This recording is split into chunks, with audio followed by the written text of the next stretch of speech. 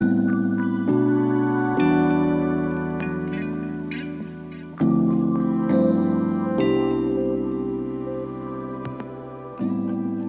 días y bienvenidos a Entendiendo el Estado, el podcast diseñado para acompañarte en estas mañanas de tráfico y acercarte a las funciones del Estado y el efecto que éstas tienen en todos nosotros. Aprender y estar informado nunca había sido tan divertido.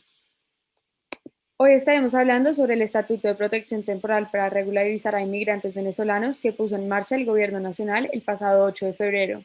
Para este episodio hemos invitado a una especialista en el tema, la señora Valeria Merizalde. Valeria, bienvenida a este espacio. Es un placer tenerte aquí para conversar sobre este tema tan relevante. Buenos días, Manuela. Para mí es todo un gusto estar aquí con ustedes, aprovechando que este no es solo un espacio para hablar de la actualidad del país, sino que también se centra en darle una mayor claridad a los ciudadanos sobre los mecanismos del Estado y la estructura de este. Quiero empezar hablando sobre este tema. Es muy importante entender la estructura del Estado para comprender la importancia que este tiene en el estatuto. Eso es muy importante, poder vincular el tema de la migración venezolana con la estructura estatal. Sí, Manuela, con el cambio de constitución, Colombia pasó de ser un Estado de derecho a ser un Estado social de derecho.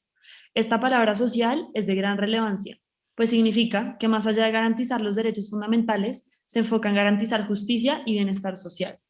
Valeria, quiero rescatar lo último que dijiste. Me parece muy importante tener en cuenta lo de justicia y bienestar social para analizar la obligación del Estado en velar por la distribución de bienes materiales. Y aún más importante, que todas las personas tengan el reconocimiento de su personalidad jurídica. Exacto, Manuela. El rasgo unitario de la estructura estatal también nos invita a pensar en el Estado dentro de la idea de nación y lo importante que es que cada uno de sus habitantes tengan un estatus político y jurídico que promueva la igualdad formal ante la ley. ¿Y cómo podemos relacionar este enfoque con la crisis migratoria venezolana? Bueno, pues primero me parece muy importante contextualizar esta crisis. De acuerdo con datos de Migración Colombia, con corte al 31 de diciembre del 2020, en este momento en Colombia hay más de 1.729.000 inmigrantes venezolanos, de los cuales cerca del 56% se encuentran en condición irregular, lo cual significa que estos venezolanos no están acaparados por ninguna ley de protección, por lo cual muchos de sus derechos fundamentales no son protegidos. Ellos no tienen acceso a la salud, la educación, a un trabajo digno y se enfrentan a formas de discriminación todos los días.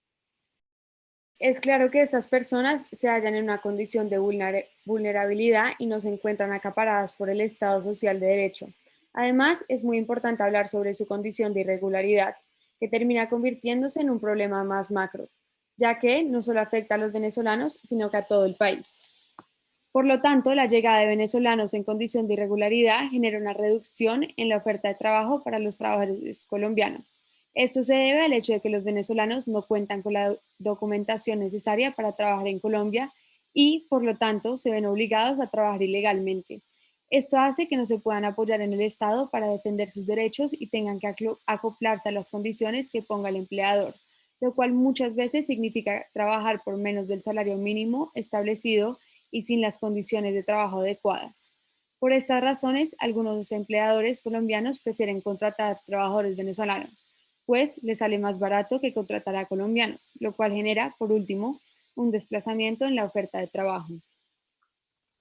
Sí, y en este caso nadie gana, ni el Estado, ni los colombianos, ni los venezolanos. El Estado no está recibiendo aportes de los inmigrantes a la economía y tampoco sabe quién está en el territorio nacional, lo cual implica un riesgo en materia de seguridad e impide ayudar a los inmigrantes con políticas públicas.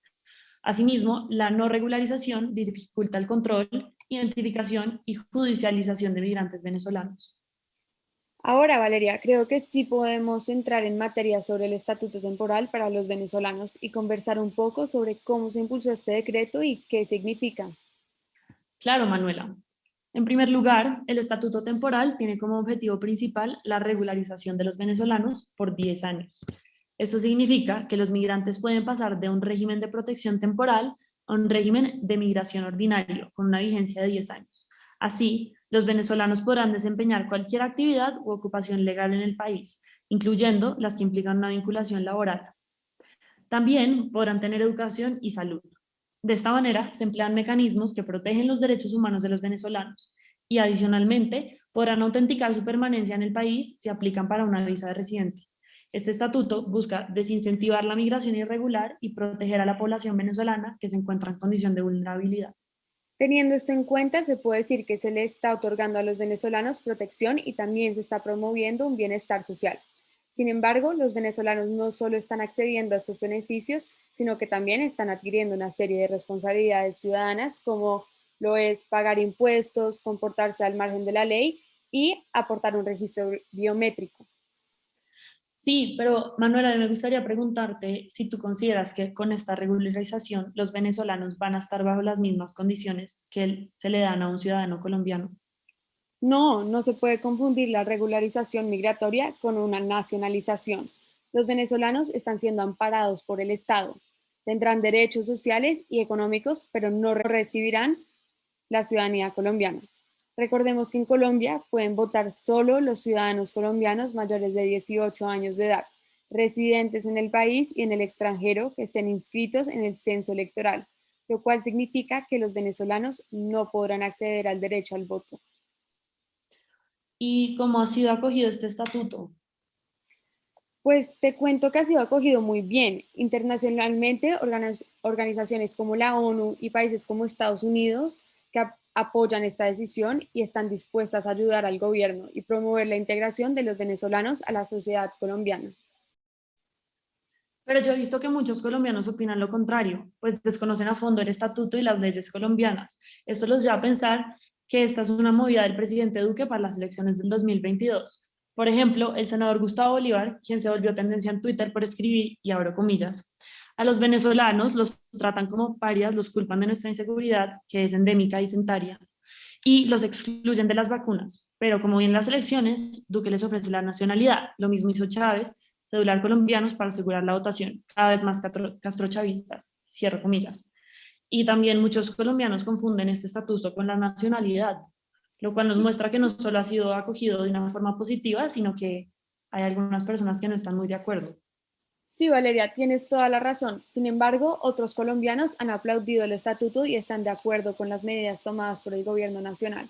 Es un momento de unirnos como país y apoyar a los más vulnerables. Bueno, se nos está acabando el tiempo.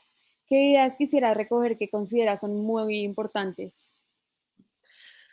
Pues me parece que es una conversación bastante relevante, pero considero que a partir pues, de esta conversación podemos ver la importancia de la estructura estatal, la ciudadanía y el Estado social de derecho en la crisis migratoria que está atravesando Colombia, al igual que los retos que enfrentan los venezolanos al llegar como migrantes ilegales. También pudimos ver lo que significa un Estado social de derecho y que esto conlleva una responsabilidad social que debe promover la justicia y el bienestar. Valeria, muchas gracias por acompañarnos hoy y promover este tipo de conversaciones que son cada día más necesarias y relevantes. Esperamos verte en un próximo capítulo de Entendiendo el Estado. Gracias a ti, Manuela, fue un placer estar acá hoy.